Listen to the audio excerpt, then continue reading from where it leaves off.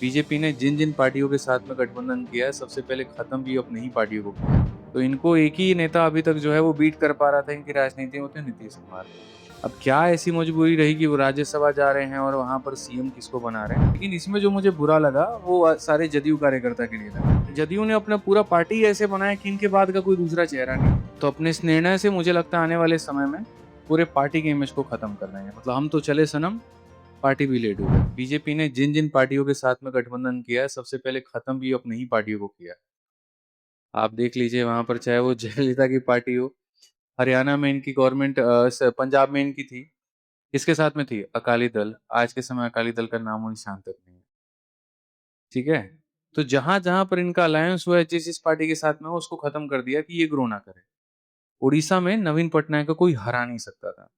लेकिन अलायंस कर के तो पहले पूरा गुडविल बनाया कि देखो जैसे उनकी इमेज है वैसी हमारी इमेज है। और राइट टाइम जब देखा कि हमारा बराबर में वर्चस्व बन चुका है तो एग्जिट करके इंडिविजुअल इलेक्शन कर लिया। तो बिहार में भी वही था कि जो नीतीश जी की अपनी गुडविल है ना वो अलग है। चाहे जैसे भी हैं लेकिन उन्होंने कभी इस तरीके से नहीं हुआ कि अपने वंशवाद को प्रमोशन दिया हो या उनके नेता या मंत्री ऐसे आए हैं कि बेटे के पीछे बेटा या इस तरीके से कोई आया। एक आधा एक्सेप्शनल केस है वो अलग है। ठीक है, तो वो गुडविल पूरा-पूरा लेकर के इन्होंने गवर्नमेंट बनाई और ये डैम श्योर था कि ये करेंगे। तो इनको एक ही नेता अभी तक जो है वो बीट कर पा रहा था इनकी राजनीति में, वो थे नीतीश कुमार। अब क्या ऐसी मजबूरी रही कि वो राज्यसभा जा रहे हैं और वहाँ पर सीएम किसको बना रहे हैं, ठीक है, हालाँकि ये करना नहीं था। बेटा नहीं, बेटा को तो नीतीश कुमार खुद ही बना सकते हैं। आप एक बात बताओ, बहुत सिंपल सी बात है। अरे डिप्यूटी सीएम वो नीतीश कुमार रहते बना सकते हैं, ये तो मैं आपको समझा रहा हूँ। अभी नीतीश कुमार जदयू पार्टी में है, नहीं करे बीजेपी के साथ अलायंस, उनके साथ में कांग्रेस और राजद आने को तैयार है। बिहार में 2 डिप्टी सीएम बना लेंगे, एक अपने बेटे को बना देंगे, एक तेजस्वी को बना देंगे, क्या दिक्कत है? मुख्यमंत्री पर वो खुद हैं और दोनों को एक-एक डिप्टी सीएम दे देंगे। गृह मंत्रालय उनके पास में है ही। ये क्यों नहीं समझ रहे हो? डिप्टी सीएम किसी राज्य का 1 हो सकता है, 2 भी तो हो सकता है ना?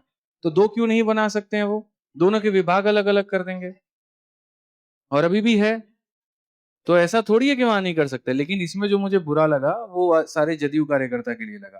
क्योंकि मेरे कई ऐसे नोन में जो सांसद लोग हैं, जो जदयू से हैं और विधायक भी है जो जदयू से हैं, मेरी लगातार बात होती रहती है, तो उनके मन में मैंने अभी हाल-फिलहाल कल-परसों के बाद निराशा देखी है।